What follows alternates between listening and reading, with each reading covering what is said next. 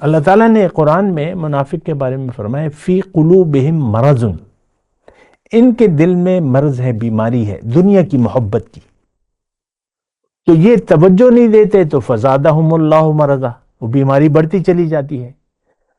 ہمارا مسئلہ یہ ہے کہ ہم اس کو بیماری تسلیم ہی نہیں کرتے۔ دنیا کی محبت ایک بیماری ہے۔ حضور صلی اللہ علیہ وسلم فرماتے ہیں حب الدنیا رأس کل خطیہ، دنیا کی محبت ساری خطاؤں کی جڑ ہے۔ اللہ اکبر اللہ اکبر اللہ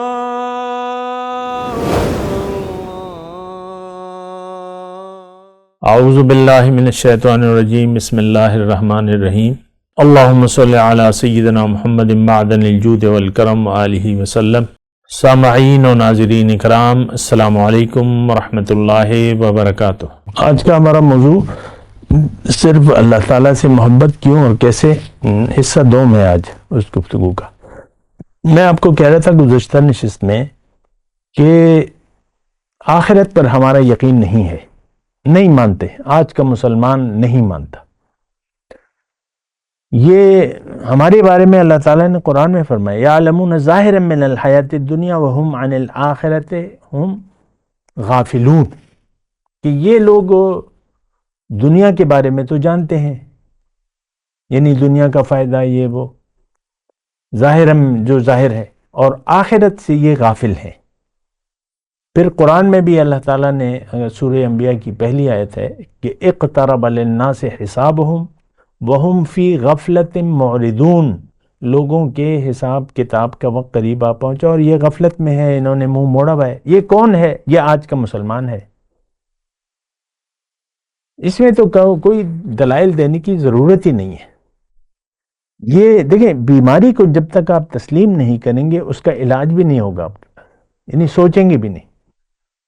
بعض ہوتی ہیں یہ انسانی بیماریاں، یہ پوشیدہ بیماریاں ہوتی ہیں، اندرونی، یعنی ہمارے اندر یہ ہے، یعنی ہمارے دل میں جو خیالات ہیں۔ آپ دیکھ لیں ہمارے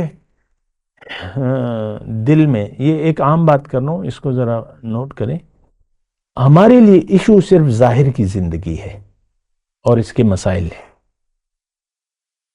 ورنہ آپ غور کر لیں آخرت، اللہ کی رضا،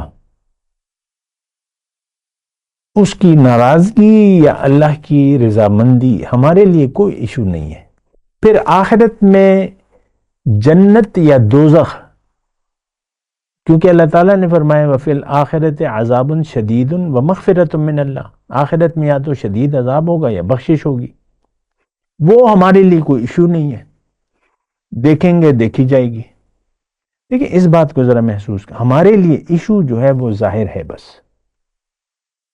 جو بھی کرنٹ مسئلہ ہے آپ کہتے ہیں یہ حل ہو جائے تو بس ٹھیک ہوگا، کاروبار چمک جائے، اچھی نوکری مل جائے، یہ ہو جائے، وہ ہو جائے، بس سر کڑائی میں، پانچوں گھی میں انگلیاں اور سر کڑائی میں۔ ایسا ہی ہم سوچتے ہیں کہ ایسا ہو کہ بس میری خواہشات پوری ہوتی رہیں اور دنیا مجھے ملتی رہے اور بس خوب مزے میں گزر رہی ہے۔ بیٹا ڈاکٹر ہے، ایک فوج میں چلا گیا ہے، کرنل ہے، ایک ڈاکٹر ہے، ایک انجینئر ہے، اور میرے پاس والدین کی 200 ایکڑ زمین ہے، اس سے گزارا چل رہا ہے، 200 ایکڑ زمین ہے، اس سے زراعت ہو رہی، گزارا چل رہا ہے، بس شکر ہے۔ دیکھیں یہ ایک طرز ہے، بس شکر ہے، دنیا ہے اور آپ کو مل رہی ہے آپ کی خواہش، بس شکر ہے، یعنی کوئی اور نہ طلب ہے نہ تڑپ ہے نہ یقین ہے۔ دیکھیں یہ مرض ہے۔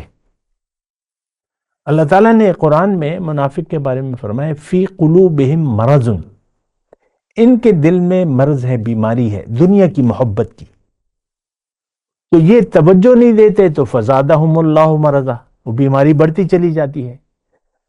ہمارا مسئلہ یہ ہے کہ ہم اس کو بیماری تسلیم ہی نہیں کرتے۔ دنیا کی محبت ایک بیماری ہے۔ حضور صلی اللہ علیہ وسلم فرماتے ہیں حب الدنیا رأس کل خطیہ، دنیا کی محبت ساری خطاؤں کی جڑ ہے۔ تو ایک تو یہ ہے کہ بیماری کو تسلیم کرنا ہوگا، اور بات یہ ہے کہ اللہ کی محبت کے بغیر تو کوئی چارہ کار نہیں ہے۔ اطاعت محبت کے ساتھ نہ ہو، وہ اطاعت بھی عبادت کا درجہ نہیں رکھتی۔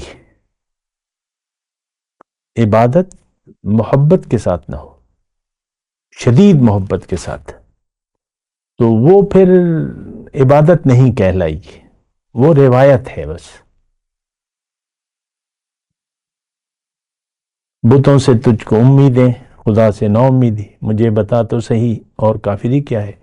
بت کیا ہے؟ دنیا، امید، یہ ہو جائے گا، ایسا ہو جائے گا، ایسا ہو جائے گا، یہ ہو جائے گا۔ یہ پلاننگ ہماری ساری دنیا کی ہے، دنیا سے توقعات ہے، اور بہرحال یہ ایک مرض ہے۔ تو اللہ کی محبت سے مطلب یہ آپ نے کرنا ہوگا۔ اب وہ خلاصہ کلام میں بیان کر رہا ہوں، کیسے ہوگا؟ جب آپ چاہیں گے، جب آپ ضرورت محسوس کریں گے، تو اس وقت یہ کام ہوگا، اور یہ کام آسان ہے، یہ بات بھی میں کہہ دوں۔ لیکن آپ نہیں کرنا چاہیں گے تو آسان کام بھی نہیں ہو سکتا۔ اب مثال کے طور پہ اس پیالی میں چائے رکھی ہے، قہوہ جو بھی ہے، میں نہیں چاہوں گا تو وہ میں نہیں پیوں گا۔ اب کیا مطلب پیالی اٹھا کے میں نے ایک گھونٹی پینا ہے نا، یا جو بھی ہے، لیکن ہم بعض اوقات ہم جب کھانا کھایا ہوتا ہے، ضرورت نہیں ہوتی، پیٹ بھرا ہوتا ہے، تو اچھے کھانے کو بھی ہم ٹھکرا دیتے ہیں۔ کیوں؟ کہ ہمیں ضرورت نہیں محسوس ہوتی، ڈر ہوتا ہے، پھر ہاضمے کے خراب ہونے کا ڈر ہوتا ہے۔ زیادہ کھانا لذیذ بھی ہو تو پھر آپ چھوڑ دیتے ہیں، یار بس۔ تو اسی طرح ہمیں ضرورت ہی محسوس نہیں ہوتی اللہ سے محبت کی، کیونکہ دنیا سے ہمارا دل آباد ہے۔ اور یہ بات ساتھ نوٹ کر لیں، اللہ تعالیٰ نے قرآن میں فرمایا ہے کہ میں نے انسان کے دل میں، سینے میں 2 دل نہیں بنائے، دل ایک ہے۔ دنیا کی محبت سے پاک ہو جائے تو یہاں اللہ کی محبت آ جائے گی۔ اب دنیا کی محبت سے اس وقت پاک ہوگا جب آپ چاہیں گے۔ اس کے لیے پھر طریقہ کار یہ ہے کہ ایک تو آپ اپنے آپ کو پہچانیں، اپنی منزل کو پہچانیں، اور منزل پر یقین کریں کہ میں نے جانا ہے اللہ کے پاس، اللہ کے رنگ میں رنگنا ہے اپنے آپ کو، اللہ کی صفات کو اپنانا ہے۔ یہ اصولی طور پہ آپ یہ فیصلہ کریں کہ میں نے اللہ کا خلیفہ بننا ہے، کیونکہ یہ تو اللہ تعالیٰ نے فرمایا ہے، انی جاعل فی الارض خلیفہ، بننا ہے۔ اب کیسے بنیں گے؟ پہلے تو آپ نیت کریں، ارادہ کریں، اور جو کچھ بھی سامنے ہے اس کو منزل نہ بنائیں، حق کو مقصد بنا لیں، حق کو مقصود بنا لیں، حق کے لیے زندگی گزاریں، حق کو لبیک کہیں اور اخلاص سے کہیں، اور بس اسی کو منزل بنا لیں، اسی کو مقصود، محبوب و مطلوب بنا لیں۔ پھر مقامی طور پہ ایک صاحب یقین اور صاحب قرآن کو ڈھونڈیں جو آپ کی رہنمائی کرے، کیونکہ یہ سولو فلائٹ نہیں ہے۔ ٹھیک ہے، قرآن ہے، حدیث موجود ہے، لیکن وہ تو کتاب کی صورت میں ہے۔ تو یہ تو اللہ تعالیٰ نے فرمایا کسی سچے شخص کو ڈھونڈو، اے ایمان والو اللہ کا تقوی اختیار کرو، وَكُونُوا مَعَ الصَّادِقِينَ، سچے شخص کو ڈھونڈو، اس کی معیت میں رہو، یعنی اس کے ہم خیال بن جاؤ کہ ہاں یہ بھی اللہ والا ہے، میں نے بھی اللہ والا بننا ہے۔ قرآن میں ہے کہ وَاتَّبِعْ سَبِيلَ مَنْ أَنَابَ إِلَيَّ، تم اس شخص کی پیروی کرو جو میری طرف رجوع کر چکا ہے۔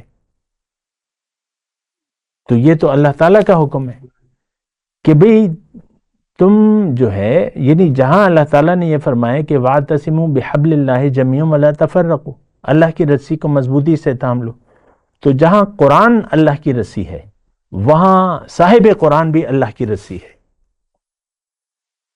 تو حضور صلی اللہ علیہ وسلم اور پھر ان کے بعد ان کے جو خلفاء ہیں، جو نائبین ہیں، جو انبیاء کے وارث ہیں، ان کو اپنے مقامی حالات میں جن کی آپ تک رسائی ہو ان کو دیکھو، پرکھو، اگر آپ کا یقین ہو جائے کہ بھئی ہاں یہ اللہ کے راستے پر ہے، اور آپ بھی اس کے پیچھے چل پڑو، اور بس یہ پھر کام آسان ہوتا چلا جائے گا۔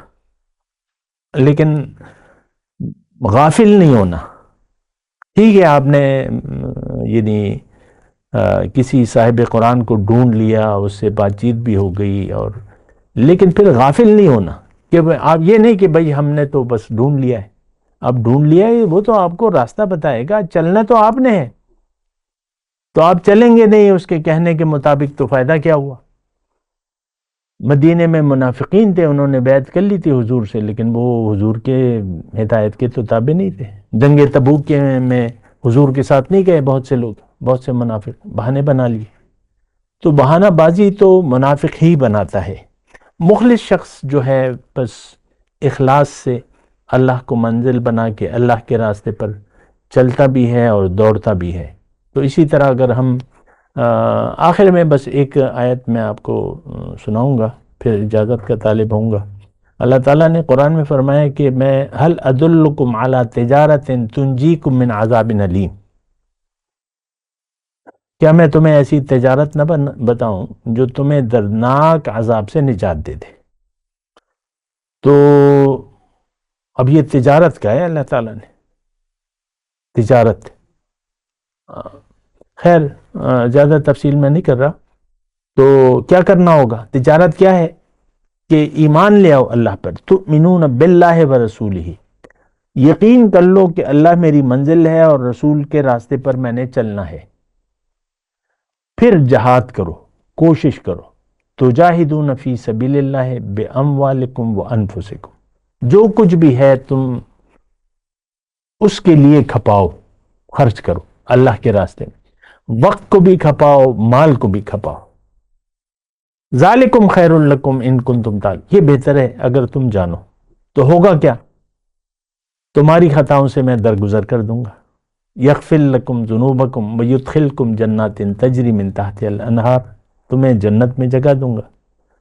ومساکن طیبۃ فی جنات عدن ذالک الفوز العظیم, اور اونچے محلات اس جنات عدن میں, اور یہ بہت بڑی کامیابی ہے, منزل مل جائے گی. بس یہ آسان ہے. پہلے تو اس میں اللہ تعالیٰ نے کہا کہ تم یقین کر لو.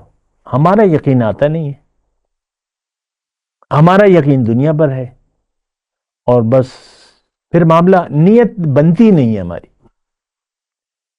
اور یعنی نیت میں کھوٹ آ جاتا ہے.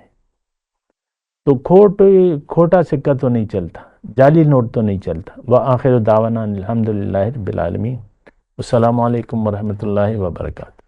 مولاي صل وسلم دائما ابدا على حبيبك خير الخلق كلهم.